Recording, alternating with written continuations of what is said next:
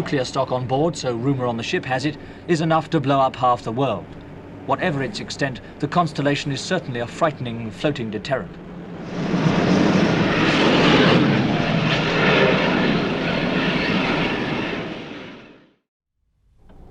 On patrol 100 miles off the coast of Vietnam, the world's largest conventional aircraft carrier, the USS Constellation, spearhead of the most powerful naval force ever, the American 7th Fleet. The Constellation, with her escorting screen of 3 guided missile destroyers, forms one of the fleet's 3 carrier strike groups, able to move quickly to any trouble spot in the fleet area, an area that covers 1/5 of the world's surface. But in the past 6 months, one explosive area alone has overshadowed all others for the 100 planes of the Constellation, the Gulf of Tonkin.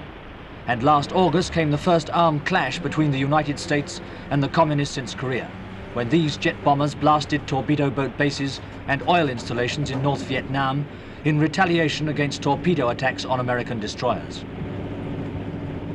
The emphasis in the role of the giant carrier is on attack.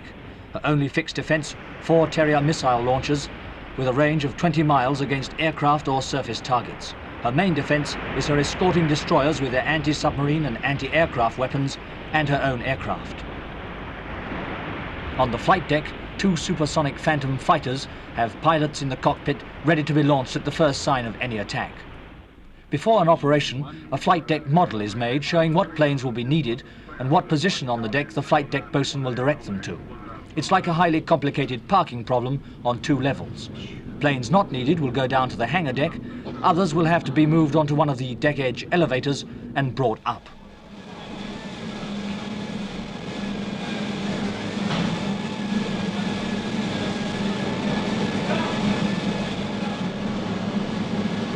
The hangar deck and flight deck before any launch are places of intense activity. When flight quarters are called, 1,000 men go into action. Among them, those loading the ammunition, rockets, conventional bombs or bullpup, Sidewinder and Sparrow missiles. The flight deck is almost an airfield in itself, 4¼ acres in area, big enough to fit 2 large transatlantic liners side by side. The striking power of the Constellation 60 bombers is impressive enough with conventional weapons, but its 3 jet attack squadrons can carry nuclear weapons too. The nuclear stock on board, so rumour on the ship has it, is enough to blow up half the world. Whatever its extent, the Constellation is certainly a frightening floating deterrent. A sign that the launch is almost ready. The helicopter goes to stand off the starboard side of the carrier in case of launching accidents. And up in flight control, the nerve centre of the launch, Air Boss Commander Banks and his staff are in communication by telephone and headset with all the hundreds of men involved in the catapulting of the 35 planes off the carrier.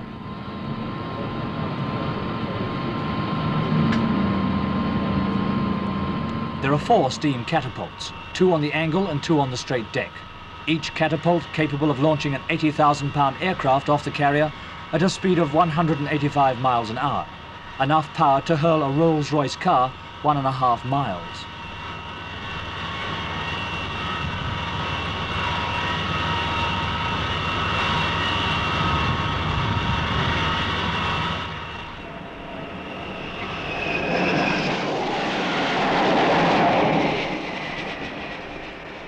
The aim is to keep an even flow of aircraft to the catapults. 1 plane leaves every 65 seconds. Catapults are not fired simultaneously because of the risk of aircraft running together in front of the ship.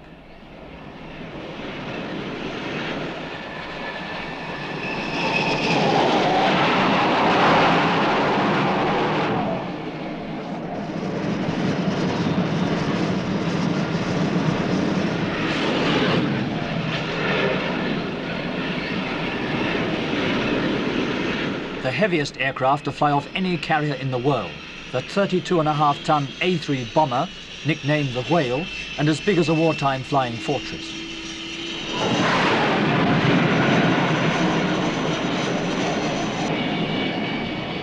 Launch complete. The planes launched earlier are now ready for recovery, and another cycle starts. Meanwhile, the cooks are busy with the 14,000 meals they serve 22 hours a day every day. The Constellation's 4,500 men, about half the number of the entire British Far East Fleet, get through a prodigious amount of food as well as work. The ship carries food for 90 days and gets through 250,000 pounds of it every month. There are 3 soda fountains on board, and the only thing lacking, one man said, was fresh milk. One drink you can get at all times anywhere on board is coffee. The ship seems to run on it. The whole atmosphere is that of a vast factory town which never stops. It even boasts its own television station. News and view. North Vietnam charged yesterday that U.S. and South Vietnamese warships shelled an island belonging to it as part of the U.S. plan of attack. But there's no time for television for those on duty in the engine room or for the central control room personnel who control a power plant producing enough electricity for a town the size of Liverpool. On the bridge, information is coming through from the Constellation's destroyer escorts. It relies on them for all data on submarine activity, the big danger to any carrier force. The Constellation's captain talked about this threat. The submarine doesn't pose an active threat in my mind. It's a potential, but nobody's going to embark upon submarine warfare against us without bigger things being involved. We know who has submarines out here, and I wouldn't want to minimize the danger to any surface craft from submarines, and I think I would agree with you that the submarine capabilities, at least as they move into nuclear power, tend to stay ahead of our defenses, but it's by no means a black and white situation, and we're capable of coping with the submarine problem. It's not going to be we're not anticipating a bloodless war, but on the other hand, it's not dire or full of doom in the submarine picture. I take it that with the brewing Vietnam crisis, the Gulf of Tonkin Incident, this hasn't been a very routine cruise for the Constellation or the 7th Fleet. Well, I've been told that. We've been at sea something in the neighborhood of 85% of the time, which opposes to a normal pattern of about 50% of the time at sea. But it may be that a year from now, this will look like the normal pattern. Another patrol of the carrier's aircraft is now returning, and their progress is plotted on the status board, while on the flight deck the arresting gear is ready for their recovery. As the plane comes in, it puts on full throttle so that if the hook fails to catch, it can get airborne again.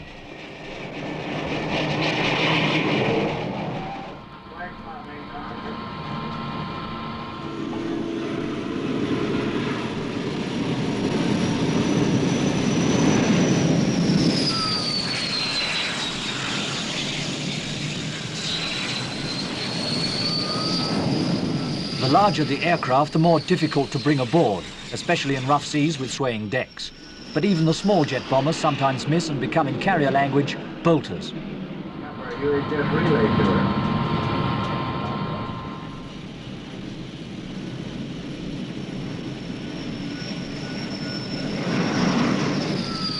Hardest to land is the A-3 bomber. A pilot of one explained what landing aids the Constellation provides.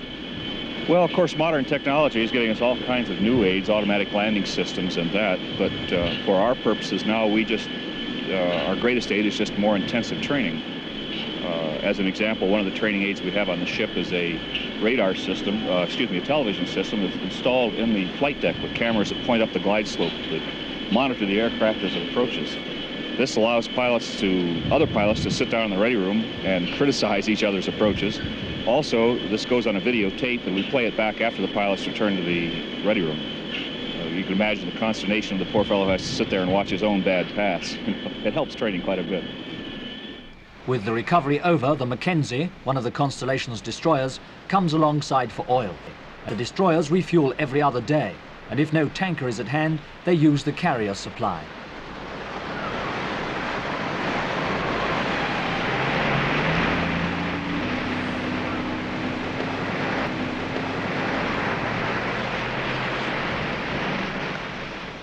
Below decks, another series of operations is underway. In the ready room of Attack Squadron 146, otherwise known as the Blue Diamonds, Commander Skip Krangle briefs his men on a new mission. Young pilots from this squadron had their first taste of combat 3 months ago in the Tonkin Gulf raids. After the briefing, the escalator to the flight deck and another launch starts. The motto of the 7th Fleet is, "A ready power for peace." Its readiness is plain, its power unquestionable. In Southeast Asia, only peace is the unknown quantity.